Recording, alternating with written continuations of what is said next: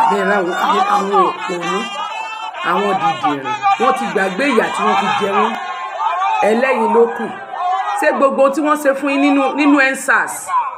gbogbo ìyà tó fi jẹ yín nínú EndSARS ẹ wá ń sọ pé àwọn ló kàn ìgbà tẹ́yin ọmọ bá nídìí oúnjẹ tẹ́ nídìí ìrànlọ́wọ́ tẹ́ nídìí àánú wọn ò pa yín wọn ò bọ́ tàkùkọ wá pa yín bọ̀ ìgbà táwọn bá wá nídìí oúnjẹ ìgbà ẹni wọn wà bẹ́yìn ẹ wà máa pariwo àwọn ló kàn ìgbà tẹ́yin ń pariwo pẹ́yìn ló kàn nínú EndSARS pípa kọ́nà pa yín ìgbà tẹ́ tún ṣe reopen Lekki toll gate tẹ́lẹ́yìn ló kàn gbà náà wọ́n kó ọlọ́pàá wá bá yín ni àwọn ọmọ Yorùbá tún ṣe rally ní July 3rd nínú Èkó páwọn ló kàn wọ́n lọ kọ́lọ́pàá bá wọn arrest many people of them ẹ̀yin á máa sunkún àwọn ló kàn tó bá kàn wọ́n máa ju owó fún yín wọ́n máa dàgbàdo sílẹ̀ fún yín gbọ̀gbà tó bá kàn àwọn